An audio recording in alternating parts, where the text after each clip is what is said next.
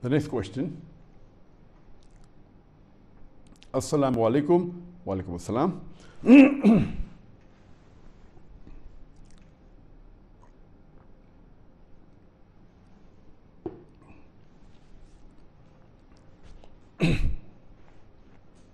Next question.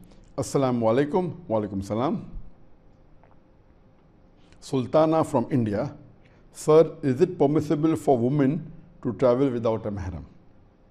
A similar question is asked by Fatima Zubair from Toronto, Canada. Is it allowed for women to travel and perform Hajj without a mahram, but with a large group of women who have their mahrams?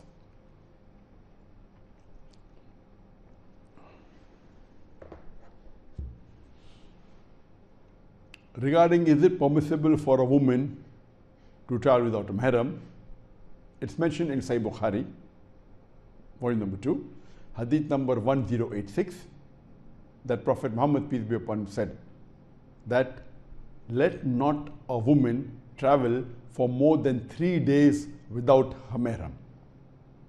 A similar hadith is mentioned in Sahih Bukhari, volume number 2, hadith number 1088, where our beloved Prophet Muhammad said that let not a woman who believes in Allah and the last day travel for 1 day and night without a mahram. It's further mentioned in Sahih Bukhari, volume number 3, hadith number 1862, that the beloved Prophet Muhammad said that let not a woman travel without a mahram, and if a man enters a woman, he should not enter without the presence of her mahram. So a man gets up and asks the Prophet, I have intentions to join the jihad, the battle and the army, but my wife wants to go for Hajj. So the Prophet said, go with your wife for Hajj. There are various other Sahih hadith, including in Sahih Muslim. Our beloved Prophet, peace be upon him, said in Sahih Muslim, volume number 3, hadith number 3266, that Prophet Muhammad, peace be upon him, said that let not a woman travel for a night's journey without a mahram. It's mentioned in Sahih Muslim, volume number 3, hadith number 3267, that let not a woman travel for a day's journey without a mahram. So based on all these hadiths, we come to know that for traveling, a mahram is required. When the question is asked that sometimes the Prophet said, let not the women travel for more than 3 days without a mahram, sometimes for not more than 1 day, sometimes for not more than 1 night, the muhaddithins, they say, the reason is depending upon what question is asked to the Prophet. If someone comes and asks the Prophet, can a woman travel on a journey which is more than 3 days without a mahram? So the Prophet replied, let not a woman travel for a journey more than 3 days without a mahram. If someone comes and asks that can a woman travel for a journey of 1 day without a mahram? The Prophet replied, let not a woman who believes in Allah and the last day travel for 1 day and night without a mahram. So these differences are not things which should confuse a person. It means the depending upon what question was asked to the Prophet, in that context he replied. But according to Sahih Bukhari, volume number 3, hadith number 1862, the Prophet clearly mentions that let not a woman travel without a mahram. Here there is no time specified. And let not a man enter a woman without the presence of her mahram. Based on this, there are two groups of scholars. One group of scholars says that since the hadith is very clear cut, that a woman cannot travel for a journey without a mahram, traveling without a mahram is prohibited for a woman. She has to have a mahram as long as it's a journey. The journey that is for a woman to have a mahram is not the journey which is same as when a person need not fast when he's traveling, or a person may shorten his prayer while traveling, because for traveling in case of fasting or in case of shortening your prayers for salah, the scholars are very clear cut that the distance is mentioned. It's approximately 80 kilometers. The hadith says 16 farasa, which is about 48 miles, which is about 78 kilometers. Some scholars say 80 kilometers, some say 83 kilometers, some say 87 kilometers. Approximately, for safely, you can say that it is more than 87 or 90 kilometers. So this is a distance which is fixed. And this distance, according to scholars, some scholars say it should start from when the limit of the city ends. Some say from where you live. It differs. So as far as the distance is concerned for shortening your prayers while traveling, or where you're excused from fasting, this traveling distance is fixed. But as far as traveling in case of a woman is concerned, one group of scholars is very clear cut that irrespective whether it's a short distance or a long distance, as long as it is considered to be traveling, then having a mahram is compulsory. The same group of scholars who believe that having a mahram is a must, irrespective of the length of the journey, as long as it's a journey, they also say that those women who do not have a mahram, for them the Hajj is not fard, and they need not perform Hajj. But there's another group of scholars, those scholars who say that Hajj need not be done with this no mahram, are the scholars, the fuqahas of the Hanbali school of thought and the Hanafi school of thought. These two scholars say that having a mahram is compulsory for a woman to perform Hajj. If she does not have a mahram, then Hajj is not compulsory on her, and she need not travel without a mahram. Whereas the other group of scholars, mainly the Shafi'i and the Malikis, they say that if a woman does not have a mahram, she can travel with a large group of women who have their mahram. And there are fatwas given by various Shafi'i scholars and fuqahas and Maliki scholars and fuqahas who say that a woman can perform Hajj without mahram if she doesn't have, or if it's difficult, but she should see to it that she travels with a large group of women who have their mahram. The same group of scholars also say that the hadith which the Prophet has prescribed, where a woman should have a mahram where she's traveling for more than 3 days or more than 1 day, is not applicable today.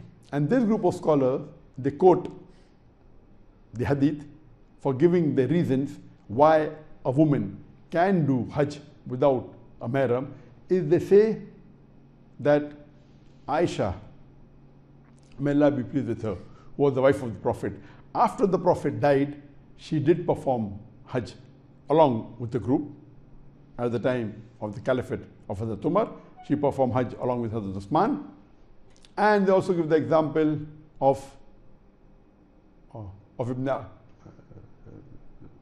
Ibn Umar, may Allah be pleased with him, who performed Hajj with a large group of people who had women who didn't have their mahram. So based on this, the second group of scholars say that yes, the woman can perform Hajj without a mahram, as long as it's a large group, it's permissible.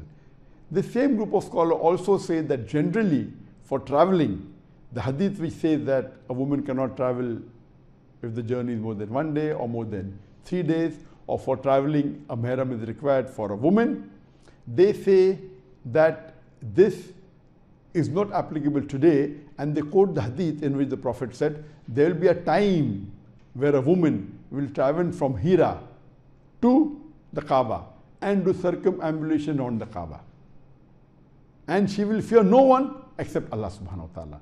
So based on this hadith, it tells us of a time will come later on where a woman will freely travel without any fear except the fear of Allah. So based on this, the scholars, the second group of scholars, they say that mahram is preferable but not a fard, and if she doesn't have a mahram, as long as she is secured and if the surroundings she is traveling in is safe, then she can travel without a mahram. This is the view of the second group of scholars, that it is preferable but not a fard, and if the situation is safe, quoting the hadith where a woman will travel from Hira to Makkah and circumambulate around the Kaaba. So they say that a time will come and now the time is safe.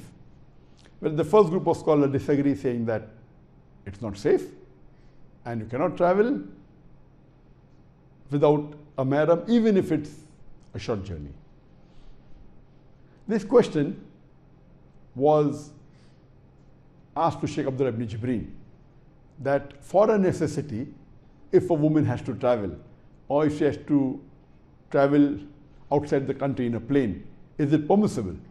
So Sheikh Abdullah ibn Jibreen said that if it's a necessity and if it's a requirement, as long as the mahram leaves her at the airport and the mahram cannot accompany her in the plane, as long as one of the mahram leaves at the airport and she catches the flight, she travels for maybe 8 hours, 10 hours, no problem. And when she reaches her destination at the airport, her other mahram is there to pick her up. Maybe the father, maybe the brother, or the husband leaves her and brother or father picks her up. It is accepted. And I personally agree with the ruling and the fatwa of Sheikh Abdullah ibn Jibreen that in necessity this is permissible. Though there are some strict scholars who say that even in necessity a woman cannot travel alone, even in the plane, because there are chances that something may happen even at the airport. If that's the case, no place is 100% secured. Anything can happen anywhere. Even if you have a mahram, today there are many hundreds of Western countries which I would not want to travel with my wife at night because it's dangerous. There are many places in UK, in London, in New York, where I know it's not possible to travel with a lady at night. It's very dangerous, it's very risky.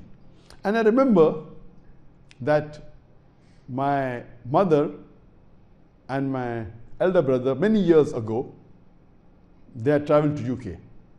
And in the afternoon, in Brixton, in London, in daylight, when they were walking on the street together, my mother and my brother, one black person, a huge guy, he comes and snatches the handbag of my mother and he runs away. Sorry, he doesn't run away, he walks away. Imagine, he walks, he doesn't even run. And no one said anything. So some places in UK, in USA, in many of the Western countries are so dangerous that even if someone snatches your bag or runs away with it, you will not even follow because you are afraid that your life will be in danger. So this is the advice given by a prophet. It's a ruling in the Sharia. So in this case, but natural a mahram should be there. But that doesn't mean that if the mahram is there, you're totally secured. So what you do, you take precaution. So similarly, I do agree. There can be chances at the airport also, the chances something may happen, but it's a very negligible chance. The airport in most parts of the world are secured, they are safe. There can be certain occasions, once in a blue moon, where there can be a problem, but you don't find the problem because it's high security. And no one is a fool to risk because he'll be caught. You will never find anyone at the airport snatching a bag of a lady because he'll be caught. It's a secured place. So I do agree with the fatwa of Sheikh Abdullah ibn Jibreen that in necessity, if the mahram cannot travel, one mahram can leave her at the airport and she travels alone, the other mahram on the other side picks her up. So generally, there are two groups of scholars who are divided whether mahram is a must or not. I personally feel that those group of scholars who say that mahram is required is on the more correct opinion, because yet the world is not there safe, and our Prophet clearly mentions that in Sahih Bukhari, volume number 3, hadith number 1862, that a woman should not travel without a mahram. So it is, I feel it's a requirement that a woman, when she is traveling, she should have a mahram. Unless In certain cases, as mentioned, if there is a necessity and she doesn't have a mahram, like traveling by air, etc., where the place is secured, in such cases a mahram can drop her, and from the other end a mahram can pick her up. Hope that answers the question.